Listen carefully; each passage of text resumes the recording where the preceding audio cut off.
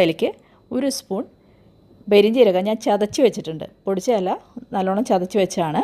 ആ മിക്സിയിലൊന്ന് കറക്കിയെടുത്താലും മതി. അതിട്ട് കൊടുക്കുക. അത് നല്ല ഫ്ലേവർ വരും കേട്ടോ, പെരിഞ്ജീരകം ഇട്ട് കഴിഞ്ഞാൽ.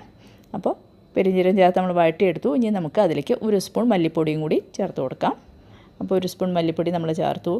ഇനി നമുക്ക് കുറച്ച് കുരുമുളക് പൊടി, ഒരു 1/2 ടീസ്പൂൺ കുരുമുളക് പൊടി ചേർത്തോളൂ. ഞാൻ ഇതിൽ ഒരു 1/2 ടീസ്പൂൺ കുരുമുളക് പൊടി ചേർത്തു. ഇനി നമുക്ക് ഈ മസാല ഒന്ന് നന്നായിട്ട് വഴറ്റിയെടുക്കാം. നല്ല പച്ചമണമൊക്കെ പോകുന്ന വരെ നന്നായിട്ട് വഴറ്റിയെടുക്കുക. അപ്പോൾ നല്ല മണം വരുന്നുണ്ട്.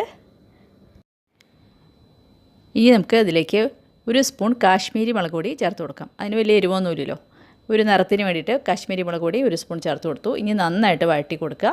ഇനി മല്ലിയില ഉണ്ടെങ്കിൽ അത് കുറച്ച് ചേർത്ത് ഈ മസാലയുടെ കൂടെ തന്നെ ഒന്ന് വഴറ്റിയെടുക്കാം. അപ്പം മല്ലിയില ചേർത്ത് കൊടുത്തു. ഇനി നമുക്ക് ഒന്നും കൂടി ഒന്ന് വഴറ്റാം കേട്ടോ. നന്നായിട്ട് വഴറ്റി